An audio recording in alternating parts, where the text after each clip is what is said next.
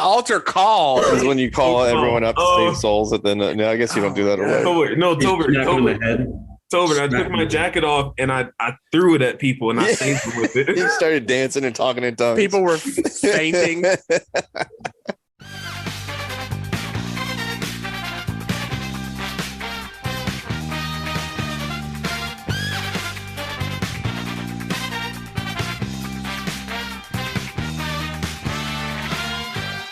Welcome to the most homicidal, suicidal, genocidal professional wrestling show in the world. Welcome to $2 Steak, a pro wrestling podcast. I'm your host, Aaron Varnum.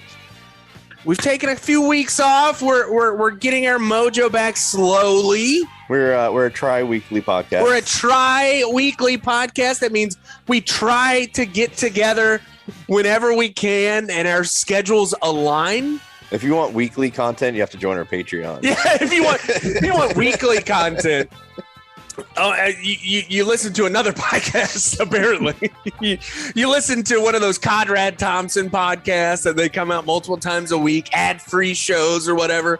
But if you want tri-weekly, the best damn tri-weekly, you listen to $2 Steak, a pro wrestling podcast. Joining me today, as always, Big Mike. Indubitably. Cookie. I'm back. What We're back. We're back, Cookie. But the Cookie fans maybe didn't know if I was back or not. That one guy that left us the 5-star review that wanted to sleep with you. Yeah, sure. That person. Yeah, and then we've got Tolbert sitting beside me. Whoop whoop, in studio. In studio, wearing the George South T-shirt. Yeah, I went to Bojangles this morning. I think if you wear a George South, you have to. They should give you free Bojangles. Did you get sweet tea? I got unsweet tea. Whoa. Cookie or Tolbert, I'm looking at you. I usually get the half and half. Tolbert, you got to get a Bojangles sweet tea with that chicken biscuit. And then you got to talk about your grandbabies. I'm sorry. I'm an unsweet tea type of guy. You're the worst George South impersonator of all time. I did get me a biscuit. Folks, let's start off with Cookie. Cookie, you laid hands on people, not in a fighting way, but in a spiritual way. You got to do your first wedding. Yes. How did it go? Yeah. First off, nervous as hell. I walked in. Did you throw up and pass out? Like the preacher just fainted. Listen, the wedding advisor told us multiple times, do not lock your knees, right? Yeah, don't. I almost passed out at my brother's wedding. Brother, I was standing up front. I'm the first one that goes out as the officiant. And I locked my knees as soon as I got up there. And I was just like, oh my God, stop doing that. And then once everyone was there, my legs started shaking. It was just like one thing after another, man. I was just like, the nerves were there. The nerves were 100% there. But it was fun. Like, I crushed it, to say the least. What did you start with a Webster's dictionary? Webster's dictionary. Oh, you pulled it off this. I looked up the Webster's dictionary and I looked up the definition of what a marriage is. Oh, are you kidding me? No, I did not do that, fool. No, of course not, man. It's the joining of two metals. I did what every person does. I talked to Bobby and I had him write down everything that he wanted me to say, and then I said it. That's what they do. Is that because I'm thinking of a wedding myself and trying to figure out how to do that. That's like the hardest part. I, for one, cannot wait to watch Aaron Varnum squirm while he tries to plan a wedding. Are you kidding me? I've been already squirming for the last month. We've been planning it and figuring things out. It was honestly, Aaron, you're going to be so overwhelmed when it comes to I already am. I know. Like watching Bobby go from left to right to up to down to like going around the building, like it was. And Bobby has his shit together. Exactly. In Aaron's groomsman chat, he basically said, I'll update you as Jasmine tells me what's going on. Smart man. It is. Is that not? That's honestly is kind of what you do. You put your input in where it's needed, and then when it's asked for. I give her money when she asks for it. I'm like, it's not a hard It's thing. really not that bad. Aaron, let me tell you something. just make sure your groomsmen all get their suits at the same place. We had 2 people who had to get their suits at the last minute. The suit was recalled. It was. It had a recall. They had a I thought we were. I thought we were it. cosplaying wrestling gear. Like our No, we are not. We are not cosplaying wrestling gear. Damn it! I wanted to be Showing up Undertaker. as RVD. I was gonna be Ahmed Johnson. I will tell you, since you guys are all part of the wedding party, figuring out who walks who down the aisle, right? It is a part of my party as a part of going down Jasmine's party, right? And it is a multicultural event, right? So we were like trying to figure out who walks who. So we didn't want black on black, so we did not have Cookie go out with the Jasmine's African American mate. Or not maid. Wait, what? What are they called? Yeah, black maid. bridesmaids. What are they called? Bridesmaid. Bridesmaid. I was right. So stop. So, her black maid. No. So we kind of thought this out. So Cookie goes down with this other girl. Tolbert walks down with Jasmine's sister, who is a big pothead. So both of them are going to be able. We kind of figured this out. Yeah. And then Mike walks out with the shortest bridesmaid. Oh, that's funny. That's funny. I am glad I do know the layout of your parents' land a little bit. So, So- that you paired me up with her. I already got the skinny on the good smoke spots in your parents' backyard. My dad's going to be like, what smells out here? Is there a skunk? You're like, Howard, I found a skunk. He is over there by the pond. Don't you worry. I took care of him. Yeah, I mean, like, the wedding stuff, it's going to be interesting. I think that we're going to be fine. Eventually it's going to take, as we get closer, as we inch closer to the finish line, I'm going to get more and more anxious about it. I looked at the tent alone. Tent rentals are obscene. $2,000 for a tent rental. Yep. Yeah, I used to do that business, man. I lived that. Why did you get out of it? Like, that's the business to be in. Good Because business. it's a lot of physical labor, and you're dealing with logistics and pothead college kids to get all your shit together. Man, like, once people figured out that they can make a dime off of a wedding, they're like, Oh, dude. we're going for it. No, dude. I mean, what size tent you getting? You getting a 20 by 40, 40 It's by 60? large. I don't know. I've got it written down Probably somewhere. 30 by 60. Yeah, the tent rental alone for a weekend there's probably $1,300, $1,400 just for the tent. Yeah. And then the tables and chairs, And ladders. ladders. Yeah, Ladders, yeah. So at some point, I would imagine someone is going to elbow drop a plastic table. Darren Barnes' wedding. You're making it sound like I'll do it. Cookie, are we going off the roof? Yeah, we're going. I am renting these plastic tables. I would like to give them the correct amount back and get my security deposit. You're probably getting wood banquet tables. He's getting the Japanese table. Howard is building all the tables. It's a permanent Yeah. wedding venue after this. Your tables are going to look much like the tables that were in some of our matches. Correct. The Japanese ones. I'm not doing that. Conference Never room mind. tables. I rescind. Cookie, any other things at the wedding? How was the wedding after party and all that stuff? Oh man, I would say the reception was cool.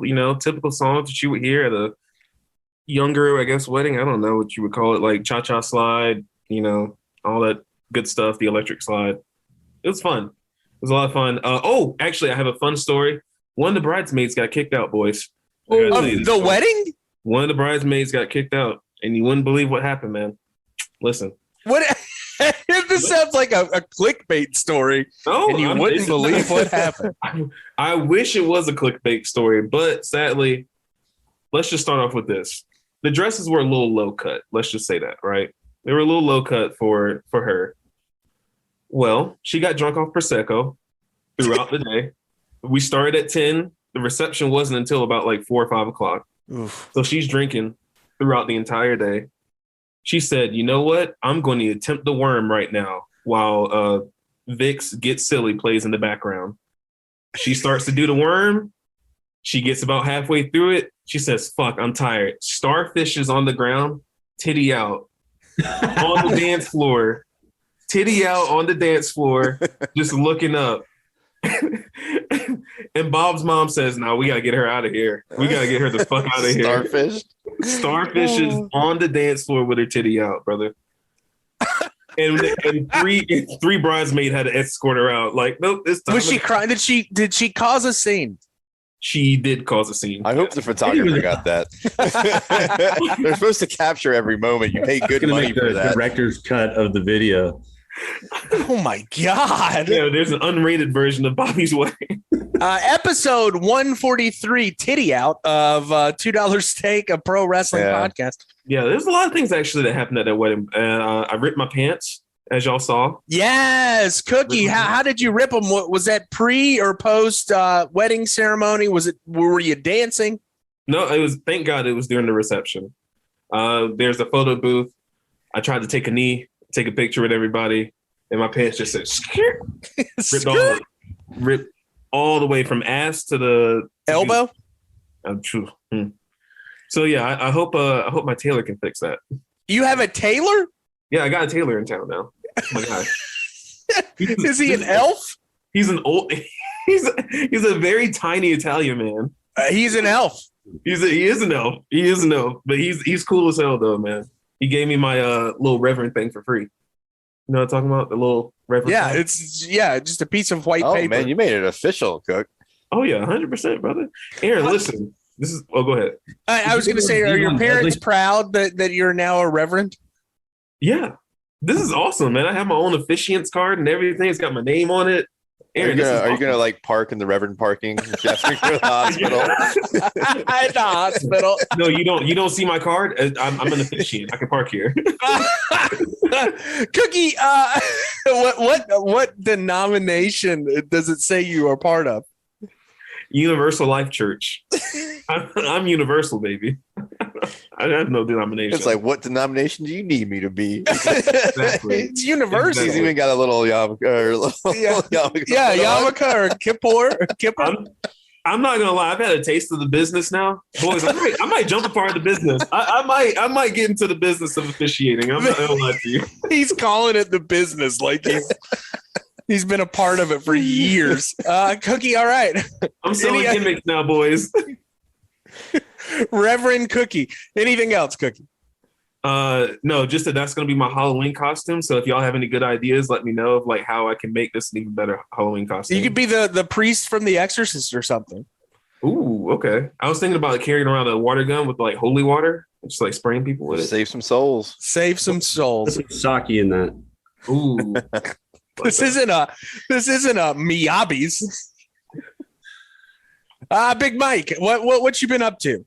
Man, I had a birthday. Tolbert, Chef Tolbert came out of the woodwork and fired up some steaks. What was that? A pickled shrimp salad? Yeah, dude, did it up. Had a nice little birthday cookout. Upgraded the shed / work from home station. Bought myself an air conditioner. It's actually cutting the humidity down in the shed pretty nice. I'm going to Vegas this week. Excited about that. And then see Mike again. Yeah. R.I.P. Mike. You barely survived the first time. In the arms of an angel. I became a member of the High Society. I'm better than you guys. I joined a golf club. Wait, like a country club?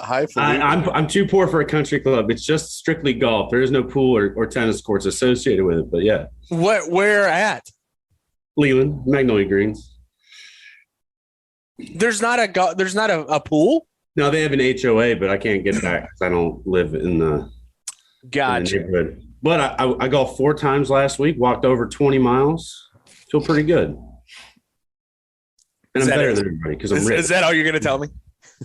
No, that's it. I mean, I took my kids to a baseball game. That was pretty cool. Did you go to a Sharks game? Yeah, it lasted 3.5 innings.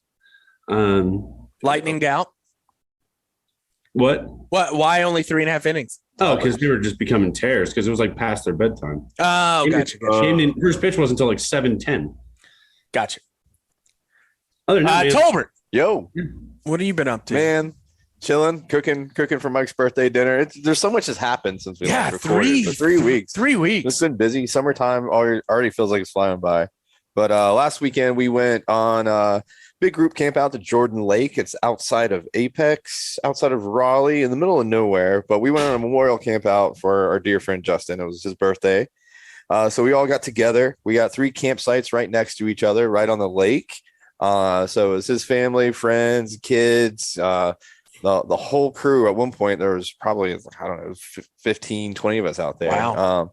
So we had a little tent city going on. We cooked up some dinner, went fishing. You know, it was right on the lake, so we had a little beach type deal, but it was beautiful out there. So did a little road trip. Just put on some tunes, ate some gummies, and drove down to the lake and camped out. It was great. But we're definitely going to make it a yearly thing in honor of his birthday. So definitely a huge wrestling fan, and a lot of the people there were. So we're planning on going to as many shows as we possibly can and camping out in his honor every year. So it was good stuff. I was thinking, was it a year ago that we went to go AEW? It was about a year ago. It was about a year ago. We all went to AEW. That's the last time I talked to him. Yeah, that was the last time we saw him. After that AEW show in Charlotte, we watched Chris Jericho take light tubes to the head. It was awesome. But yeah, besides that, just working. Like I said, the tourists are here. Summertime is upon us. Yeah, you gotta. So every week you gotta give us at least one terrible tourist story.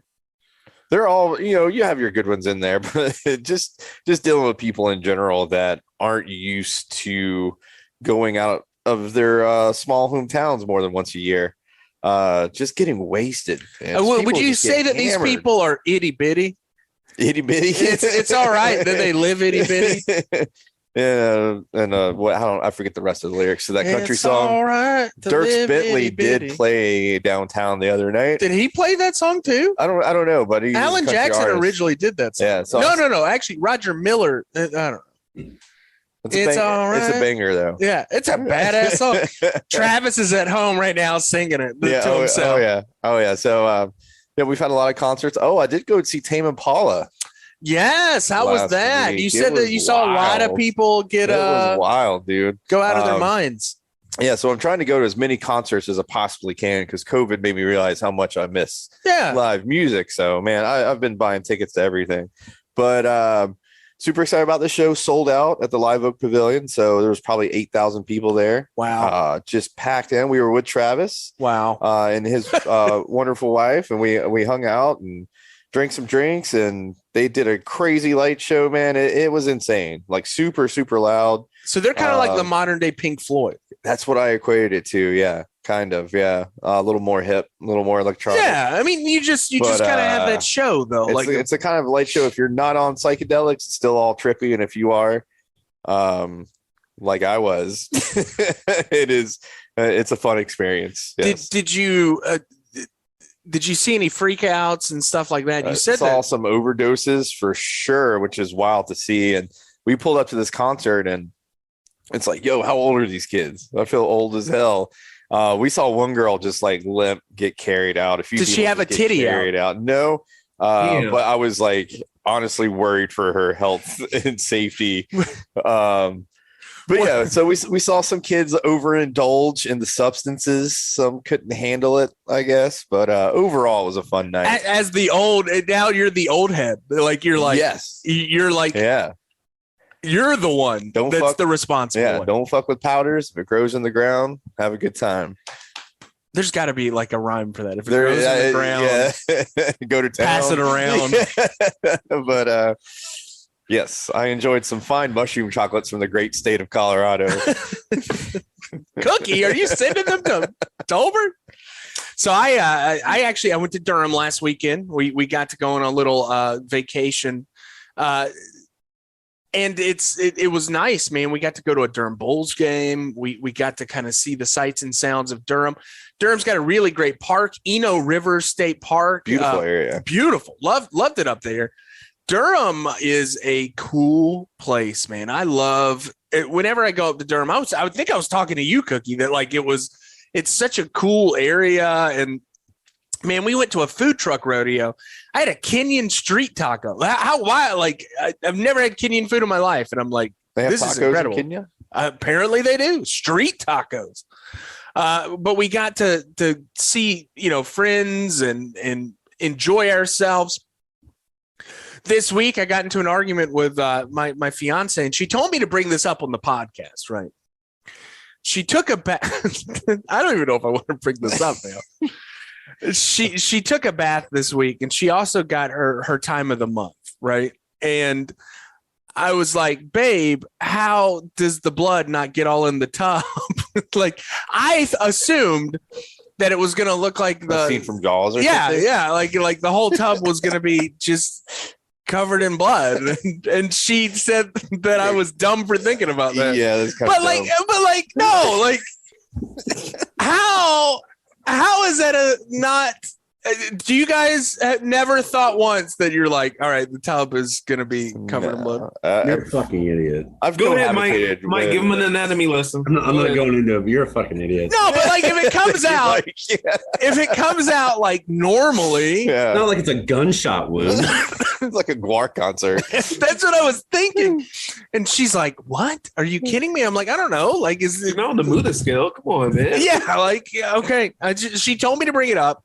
She told me to get a survey from my friends, like how dumb that sounds. We all agree you're dumb. Yeah. But as you cohabitate with a female longer, you'll understand these things. I've cohabitated before multiple times. Have you asked this question to other people? No, because I just assume it. Well, you live eating blood. Like, what are you doing? You saw the Speaking of blood. Here's my transition. Speaking of blood. We have got one of the most homicidal, bloody men in professional wrestling, Sabu. I bet Sabu thinks the same way Varnum does as well. He probably. He does. Yeah, he's a Cro-Magnon. Like Sabu is one of the very last, Cape Neanderthals that are around. This week on $2 Steak, a Pro Wrestling Podcast, we are talking about the one, the only Sabu. One of Tolbert's very favorite, one of the guys that got me, like, I have phases of watching professional wrestling. You know, as a kid, you're like the traditional mark. I'm watching WCW, very traditional professional wrestling, throwing in like a smattering of WWF at the time. Very traditional, one-on-one matchups, working matchups. And then I remember I saw my first ECW show, and it blew my mind that this guy was such an insane professional wrestler. And I was like, this is the most incredible thing in the world. His demographic is like kids and stoners, like watch this and they're like, holy crap, this is like such a different and unique way of wrestling. So we get to watch 3 of his matchups this week. A little mid to late career Sabu this week. So we're going to have some fun talking about the man, the myth, the legend, Sabu. Let's talk about some wrestling.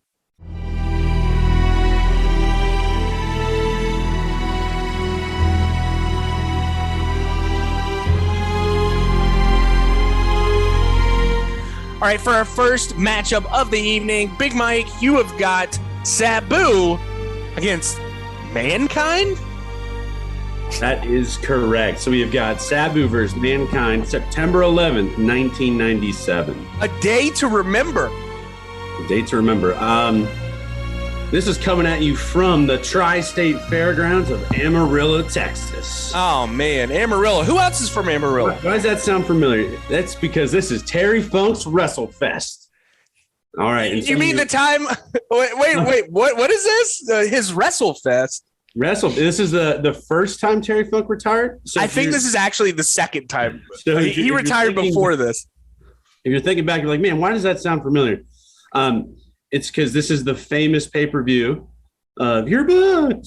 Yes.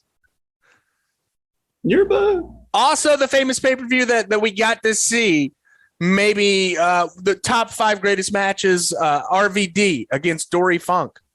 So honestly, this is very interesting if you think about it just in the scope of wrestling history. One, I just thought it was interesting. This pay-per-view, whatever it was, didn't get released on DVD or VHS till 2002. Yes. So 5 years later. this has to be like the last time that WWE, ECW, WCW wrestlers did any kind of co-work on an indie circuit. And that's you bring up a good point, because I think they allowed William Regal maybe once afterwards for the Brian Pillman Memorial Show. And I got to look that up. Brian Pillman, it may have, the Brian Pillman Memorial may have been in 1998. And yeah, this has to have been like, this is 97, I think. Yeah. But it was like, maybe Vince was just okay with it because, one, it wasn't going to be documented, or two, it's Terry Funk and he respected him. But I doubt that Vince probably doesn't respect a lot of people. But it's just kind of interesting because Sabu and Mankind, they talk about it on commentary. They've wrestled many times, but Sabu's never faced Mankind. He's only ever faced Cactus Jack. We get a full rundown of who Mankind is. They go into graphic detail talking about his ear, his missing teeth, the faces of Foley, everything. There's actually pretty good comprehensive history, which was kind of nice. So match starts off. Sabu comes in and yeah, I don't know. I don't have the affinity for Sabu that you two have. Mostly because I've only ever seen him just work really shitty matches. Well, yeah. But we get our classic back and forth. I don't really know who the face, who the heel is. I would assume the face is Mankind and the heel is Sabu. He's working with Bill Alfonso, who's a dirty rat bastard. Yeah, I would think that's probably the right decision. So we get the classic back and forth to start. Mankind makes the smart move, rolls out of the rings, only for Sabu to hit a slingshot somersault plancha right onto Mankind. We think Mankind may have broke his leg. They talk about it on commentary. He's just laying there writhing in pain. Sabu gets back in the ring, looks like he's about to hit a tope. And this was really interesting. Medical professional comes in and just gets in the way. Said, no, hold on. We gotta check this guy out. Meanwhile, nobody's checking Mankind out because the only medical professional, it appears, was stopping Sabu. Anyway, Mankind apparently is fine. Gets back in the ring, only for Sabu to do a soccer sliding drop kick and just take his legs out. It was sick. It's like, as soon as I saw that, I'm like, that's how people tear fucking MCLs, PCLs, all that sort of shit. Sabu's clearly got the upper hand on Mankind at this point. Dirty rat bastard Bill Alfonso slides a chair into the ring, which apparently is okay. Chairs are allowed. Found that out because Sabu then takes Mankind's face and smashes it into the chair. And then in classic Sabu fashion, he gets Mankind in the corner, sets the chair up to give him something to launch from, and then proceeds to do a bunch of like flying knees and kicks into Mankind's face. Mick Foley, God bless this man. Did you guys see that he kind of called Kane out too, because Kane's an insensitive asshole? Yes. About the guns? Yeah. It's like, all right, I'm sorry, our per capita child murder rate is smaller than other countries. Like, Jesus fucking Christ, Kane. Anyway, but he goes to the well one too many times. Mankind hits this massive European uppercut while Sabu's flying in the air. It's really great. Get some good back and forth again. Get a classic nut shot when they're in the corner post and Sabu's up there. He looks like he's about to try to hit like a Hurricane Rana on Mankind, and Mankind's like, no, get out of here, man. And then Sabu just lands right on his nuts. That has to hurt. It cannot. There's no way that it cannot. Even if you're wearing a jock strap and it's tucked up, like you're still gonna tap him. Like, and we know all as men, sometimes the taps are worse than the hits. Oh, very much so. Very much. Yep. Eventually Mankind gets placed on a table. And you're like, oh shit, man, he's going through the table. And then again, he sneakily gets up behind Sabu's back. Sabu doesn't see him. Mankind gets a shot in, throws him in the ring. And then that dirty rat bastard, Bill Alfonso, gets in Mankind's waist, interferes with him just enough for Sabu to hit a crossbody into Mankind through the table. Again, Mankind, Mick Foley, man, is just selling his ass off because I don't think Sabu's working that great.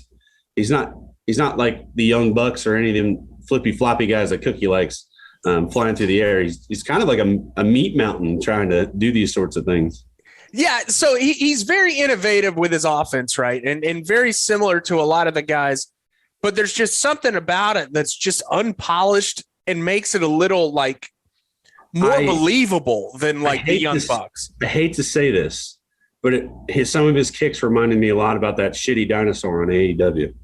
Oh God, they're just kind of slow. There's like dinosaur. slow and methodical. Yes. Shitty dinosaur. I liked him for a little bit, but he's just like, it's gone stale. Mankind, being the consummate professional that he is, gets set up in the middle of the ring, or maybe not the middle, but close to it.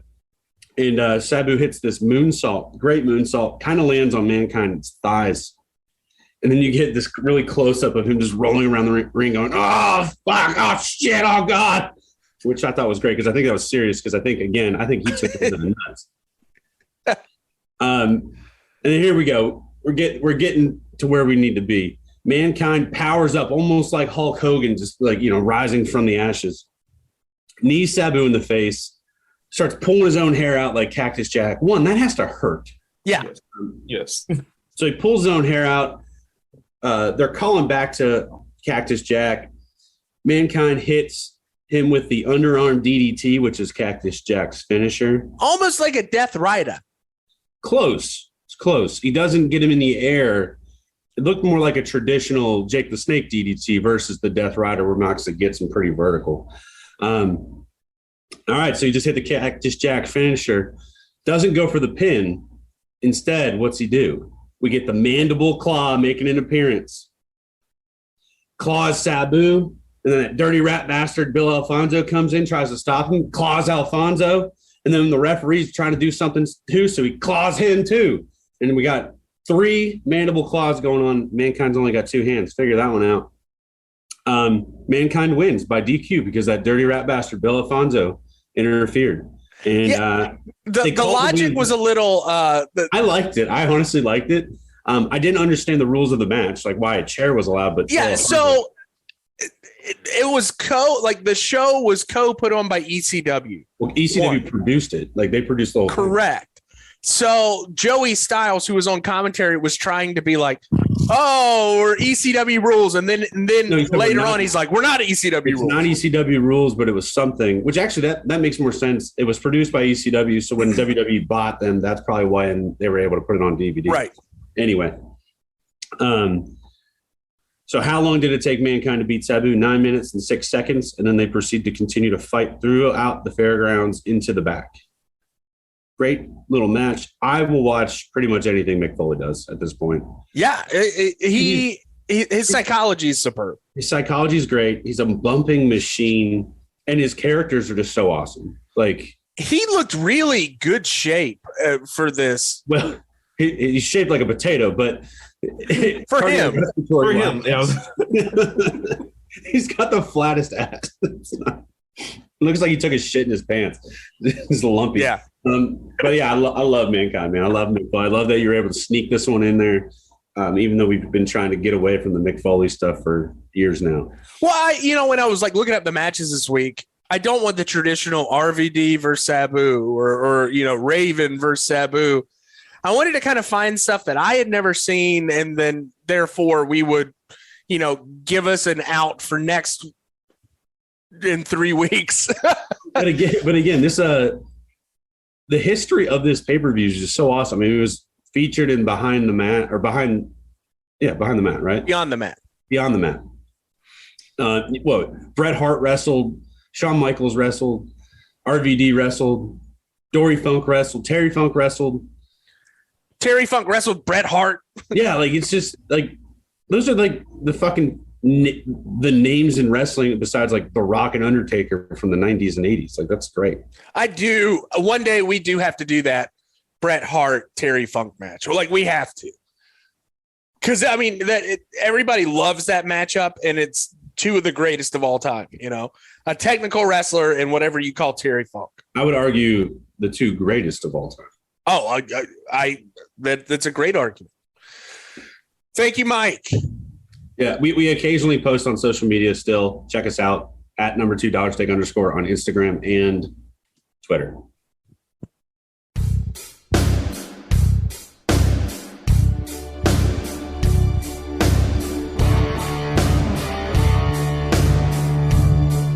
All right, for the strong style, Cookie. Bye, Cookie. Bye, Cookie. All right, Cookie's back. Cookie. Jesus. Sabu. Cookie, this is not a TV show. This is a podcast. Cookie turned off his camera, turned it back on, and did the Sabu pointing up. So there you go. Good thought behind it, Cookie, but I don't know if anybody. Nobody's ever going to see this video. I don't think you got the assignment, Cookie. Cookie got the assignment. We're an audio-based media content provider. Storytelling. We Cookie, also we know your match because we had to watch it with you because you rolled into bed and hadn't watched your match yet. I'm good whenever. I'm fine whenever. Classic Aaron has to wake him up. Yeah. Cookie, you have got Sabu against Ken Shamrock. Yes, I do. I got the homicidal, suicidal, genocidal Sabu going up against the most dangerous man at one point, Ken Shamrock, Aaron. Would he still have that? I don't think he still has that title, right? No, surely he does not. But I mean, if Ronda still has the most dangerous woman title, then surely. Talking about right now, Ken Shamrock got his ass beat by Tito Ortiz like 3 times. Like, no way. That's true. I would also say Kim was out of his prime, but that's just me. Did he lose to Kimbo Slice? I don't know if he fought Kimbo Slice. I don't think he definitely fought Kimbo Slice. Yeah, but he didn't win anything of merit. I don't know. I remember, I think I mentioned this before. This is the only UFC pay-per-view me and my friend saved up a bunch of money for, and Ken Shamrock got beat in like 36 seconds. Yeah. Well, I guess it's like the setting. You know, if Ken Shamrock were here, right now. Yeah, I wouldn't say that to his dangerous man. But in a UFC setting, maybe not. Like if we're at the park with Ken Shamrock, yeah, the most dangerous man in the room. Dangerous man. It's the most dangerous man. ... Here. Well, I don't know, man. Because if Ken Shamrock was sitting right beside, I don't know, someone like Chuck Liddell, who would you say is like the most dangerous man? What about like Steve Blackman, Human Weapon? Chuck Liddell's got a glass jaw at this point, man. Didn't he get knocked out in like? I'm telling Chuck, you said that. Fight? You think you can take him, Mike? You think you can take Chuck? No. Give me a fucking Glock. Yeah, I can take him. I'm not going to fucking take him. Shoot him. All right. Pull an Arn Anderson on him. Because I'm Arn Anderson. God damn. All right. Anyway, let's go ahead and get to the countdown. That's my introduction for Sabu versus Ken Shamrock. Okay, Cookie, stop for number 1. Number 1, we didn't get any flippy shit until about 7 minutes in, boys. We get a springboard wheel kick from Sabu, and we get Ken Shamrock's closest thing to anything closely related to flippy was a baseball slide. But that baseball slide, he took off Sabu's dome when he kicked the ladder right into his head, pretty much, boys.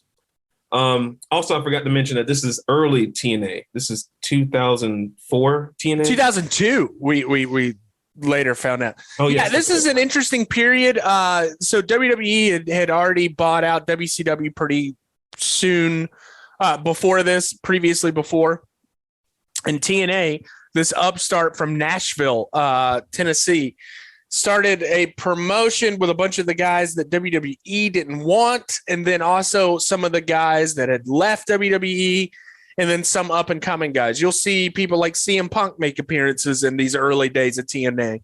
TNA, their business model was interesting because it was a weekly show, but it was a weekly pay-per-view show, which means every week if you wanted to watch their show, you'd have to pay like, I think it was something like $10, $15 a pop, which I guess makes sense in a way. But then again, it's like you have to have some big star power to have people watch this stuff weekly, you know? I don't know. I feel like in 2002, weren't we in a recession in 2002 or something? No, we were. That started in 2008. Oh, never mind then. Just kidding. I was a child at that point. I didn't understand money. I was just like, $10? That sounds like a lot of money. Anyway, total nonstop action. Boys, there were girls in cages for total nonstop action. Yeah, it's 2002. Like it's a different time. This was peak me in high school. So you know, I was 2002. I graduated 03. I graduated 04, but like 2002. I'm trying to think like what I was doing with my life. I'm riding around in my Honda. I got my Eagle Scout that year. Woo.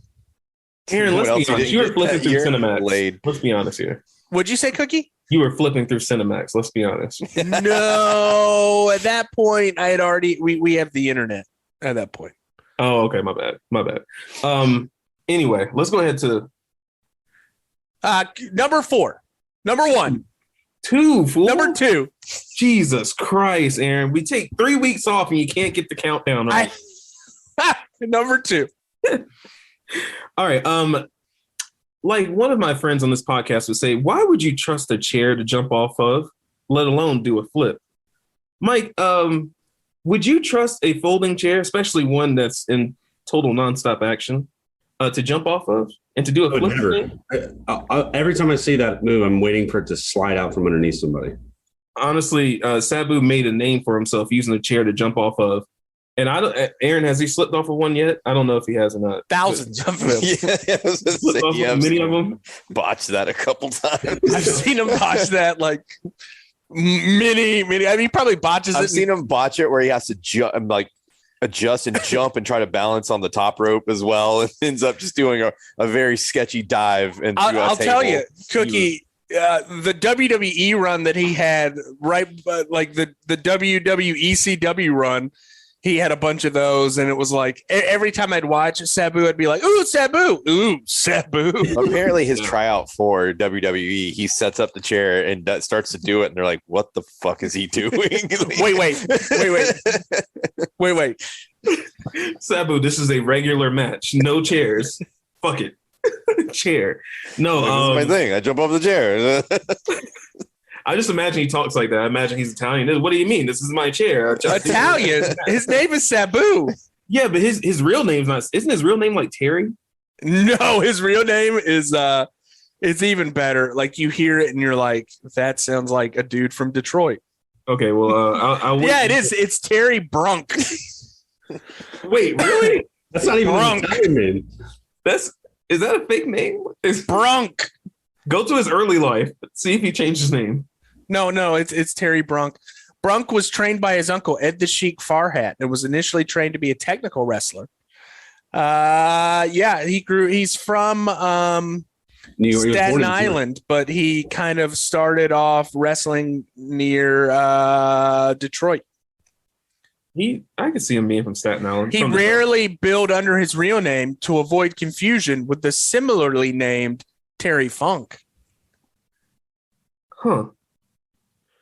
Well, now that I have that knowledge, I want to talk about how I also saw Terry Funk, or not Terry Funk, Jesus Christ. Saw Sabu botch that jumping off the chair thing. I watched ECW one night stand, and he jumped off, did a DDT on the Rey Mysterio, tore Rey Mysterio's whole shoulder off, and gave himself a concussion. Yes. Terrible. Number 3. All right, Aaron, who is that wall-looking gentleman? That's the Wall.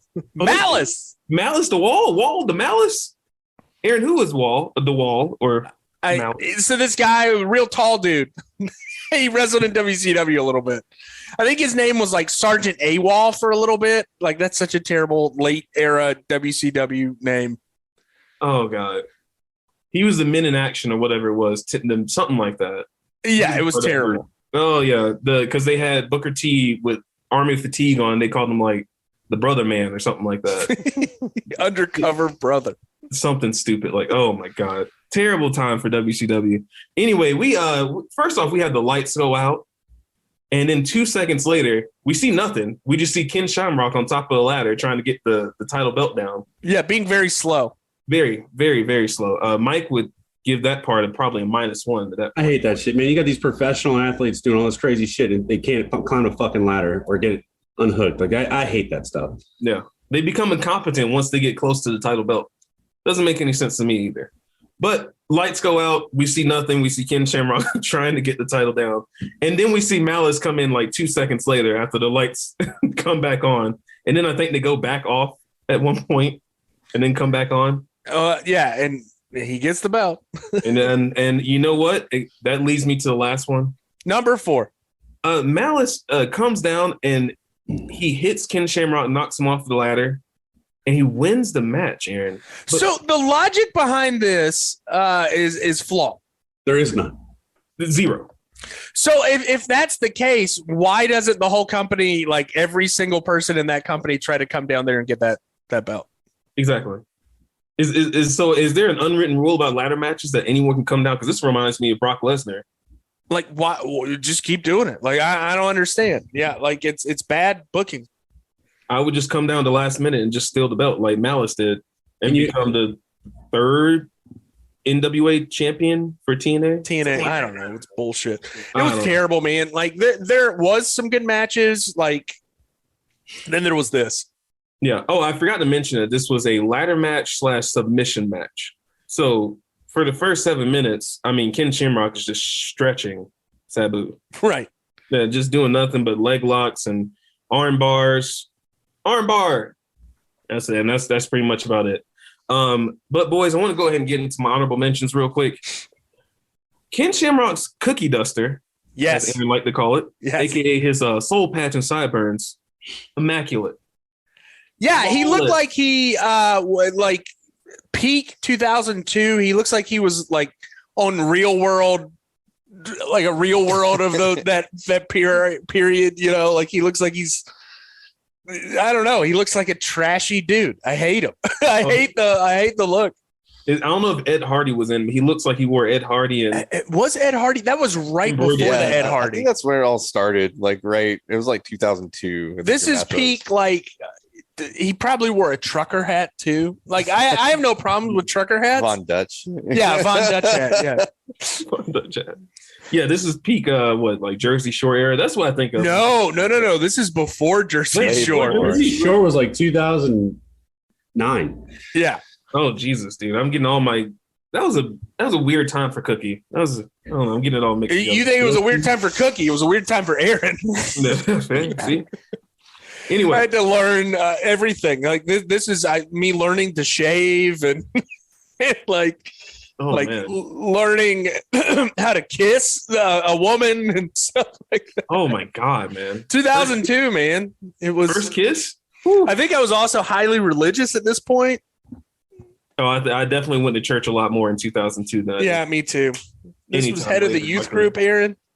Head of the youth group. Aaron, did you have the locks like AJ Styles? I did, yeah. ECW, I said, hello, fellow kids. Let's talk about Jesus. Oh God, I can't wait to the guitar. It's the note. This one's called Our God is an Awesome God. Can that be my intro for this week? Our God. He is a reverend now. He is, yeah. Oh man. All right, I'll finish up my segment. So at this point in the match, this match has 2 cookies at this point. But Aaron, I slowed down and I watched my video back and I saw one sign that gave this match a 1.5 cookie boost. And it said, Lindsay O'Bannon gives fellatio for crack. Whoa. That was the only sign I saw. And I LOL'd. So you know what? This match gets 3.5 cookies. Man. Shout out to Sabu. I thought you were going to say shout out to Lindsay. Oh, yeah, and Lindsay. Don't forget about Lindsay, too. Wonder how she's doing these days. I still think about Lindsay O'Bannon every once in a while. I wonder, does she know that she's a part of TNA history? I got to see if Lindsay O'Bannon, I don't think she was a wrestler. Like, she had to have been just like yeah, she's not coming up in any wrestling. She was a civilian. She was just a random person. Lindsay O'Bannon was a civilian. Giving fellatio for crack. 2002. You gotta love it. How many cookies did you say total? Cookie? 3.5. 3.5? 3.5. Look, the sign, man. The sign made me LOL, and then the cookie. 3.5. I would have given that 2.5. I don't know. It was actually kind of fun. Now that like watching it with you guys, it was kind of fun. All right. By myself, it would probably be 2 cookies, but whatever.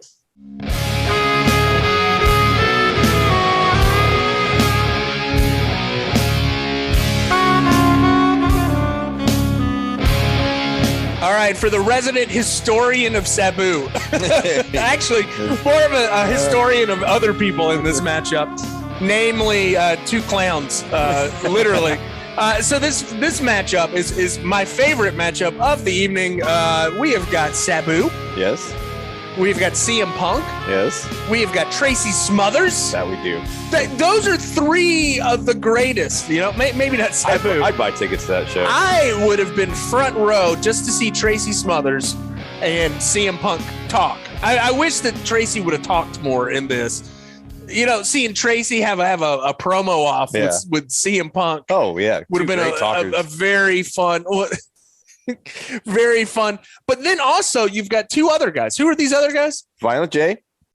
Shaggy 2 Dope. That's right. So ICP, and I honestly I've watched your match multiple times and still don't know how they factor into this.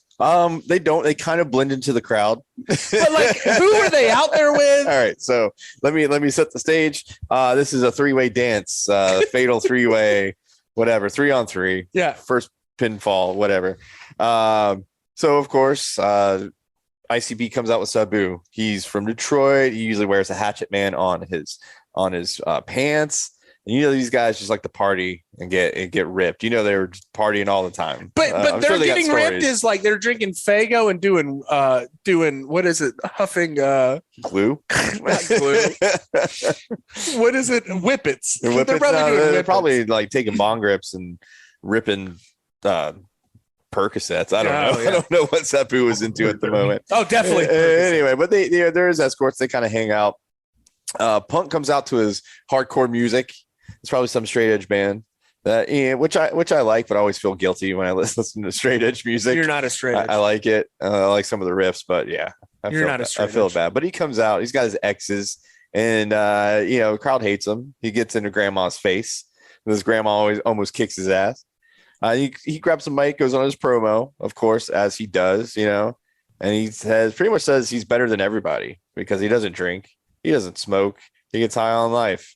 That is such a good heel. Like, it really is, especially for the crowd. This is in Iowa, Indiana. This is in Indiana. So half the room is standing room only. Then you got some fans that probably actually paid for seats, and the other half is sitting room only because they're in wheelchairs because of diabetes. Lots of big people in this crowd. Lots of ICP shirts. Yes. Lots of jerseys. Great Malenkos, everything. So ICP kind of just blends into the crowd, kind of. You're like, hey, who are these two painted up juggalos? Oh, that's Violent J and Shaggy 2 Dope. Interesting crowd. We do have one girl that's in a bikini. Just a bikini. A white bikini. Yeah, just mixed in the crowd. Don't know why. Just there for the good times, I guess. So we get started. They're tired of CM Punk talking shit. So Sabu and Tracy team up together and they go into CM Punk immediately. We get some pretty funny tag team. They actually, the way they cut his promo short, they both do the Sabu point to the North Star at the same time. And then they both chop him and it's brilliant. I love it. I love Tracy. But yeah, he's awesome. I have to mention Tracy's entrance music was If the South Had Won by Hank Williams Jr. Yeah, so you get this hardcore music from CM Punk. He comes out and then the tune drops for If the South Had Won. If the South would have won. If the South would have won. And of course, Tracy does his dance. Tracy's a wonderful dancer. He's a classic entertainer. But loves him some country music. Anyway, so, can I read the lyrics of please do. If the South would have won? Let me get a sip of water real quick so I can if the South would have won, we would have had made it. I'd probably run for president of the southern states. The day Elvis passed away would be our national holiday. If the South would have won, we could have made it. I'd make my Supreme Court down in Texas, and we wouldn't have no killers getting off free. If they were proven guilty, then they would swing quickly. He was... Jesus Christ. Instead of writing books and smiling on TV, we all learned Cajun cooking in Louisiana, and I'd put the capital back in Alabama. We'd put Florida on the right track. because we'd take Miami back. He doesn't like them Hispanics, and throw all them pushers in the slammer. The day young Skinner died, we'd show her Southern pride. If the South would have won, we would have made it play it the little Dixieland boys. Ah, yes. Thank you for that rendition, Mr. Varnum. But yeah, so they go to it, man. Back to the match. They go to it. They're going in on each other. At one point, the teamwork, the camaraderie ceases, and they all just start hammering each other. And we get some high flying stuff as well. We even see Tracy go off the top ropes with some moves. Of course, Sabu is going off, flying everywhere. That's what he does. We get some brutal Arabian face drops. Is that what they're called? Face busters. Arabian face busters, where Sabu actually puts a chair on his butt and he does like a little leg drop onto Tracy. He eats a couple of those. So does CM Punk. Oh man, chairs flying everywhere. At one point, we get CM Punk hung up in the ropes like he's crucified. A great visual. And like I said, it was weird to see Tracy flying around as well. He even does like a half like 619 almost, and like teases it and then jumps out the ring. Great shape, Tracy. Yeah, all these guys are in great shape. And CM Punk looks young, just so young early in his career. You made the comment, you forget how long he's actually been wrestling. Yeah, man. Been in the game. And we were talking about that like before we started recording. It's like, this is like 2001. Yeah. Peak ICP as well. Like 2001, you got to think like CM Punk has, he took 7 years off, but like he has been wrestling for a long time. Very long time. So we progress. We get some tables. Of course, Sabu is in the ring. There's going to be tables involved. There is a great little interaction where Tracy gets pissed and he's like, I ain't going through a table. And he takes it and he kind of just like it's set up on the corner turnbuckle. And he just kind of like, fuck this table. We get this out of here. We wrap up the match with CM Punk ending up on the table. Tracy's kind of been taken out of it at the moment, but Sabu has got CM Punk on the table. He calls for the clowns. He's like, hey, my friends, you're here. Help me out here. And they go, Violent J. Actually, Sabu gets up on the top rope like he's going to do it. And he's like, wait, no, my friend. And so Shaggy 2-Dope gets up there and goes, nope. Violent J, you do it. So he gets up there and executes a beautiful Sabu-esque leg drop, breaks the table, goes right through cleanly, pins CM Punk, and there we go. That's the match. And then Tracy does get on the mic for a little bit and cuts a promo. But it's like a happy, like not it is fun. happy. And I'm thinking when he grabs the mic, I'm like, oh shit, what's about to happen? Because I love a good Tracy Smothers promo. There's nothing like it because he just kind of cusses out the crowd for 10 minutes. We love George South promos, Yeah. And we love Tracy Smothers. They're on the same spectrum. One, Tracy's a little more X-rated. Yeah, one will cuss at you, Yeah. and then the other one will not. No, but he goes, hey guys, I appreciate the opportunity for being here. Everyone's a superstar athlete, deserves to be here, and shake Sabu's hand, and they probably go back to the locker room to party. Oh, they definitely party. Oh yeah, they did. So that's it for your matchup. Can you hit me with a HighKu? Yeah, you with a HighKu as the thunder rolls in the background. As the thunder rolls, and the lightning strikes. Another love goes cold. Oh, sleepless night. Go ahead, Tolbert. Roll that. All right. CM Punk's no fun. Shaggy and 2-Dope get high. Punk gets the table. So here was my dilemma, right? For next week, not next week. Who are we kidding? Next week. The next time we record, probably in 3 weeks from now. Next week is Father's Day. So next week is Father's Day. In Vegas next week. He's going to be in Vegas. The week after that, we've got the Sevens tournament, which was always a nightmare of us trying to coordinate a episode that day. Anything in life, really. So the week after that, we will have a new episode. Why? And I was thinking about this.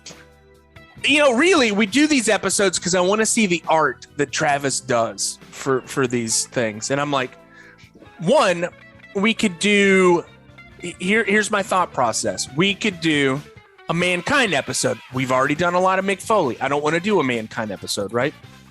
Two, we could do a CM Punk episode. We've already done a CM Punk episode. We like CM Punk, but I don't want to do another CM Punk. We could do a Tracy episode. We've already done a Tracy episode. I don't want to do another Tracy episode right now. we could do a Ken Shamrock episode. I think this would be fun because Travis had a Ken Shamrock sign at a WWF. His brother had a Ken Shamrock sign that Travis made back in WWF days. What do you got? Do you have one of those too? Yeah, I have one of these. Yeah. You've got a CM Punk thing. Doesn't Mike have one too? Oh no, does Mike have one? Elliot had one. I'm not sure if he still has it. Gotcha.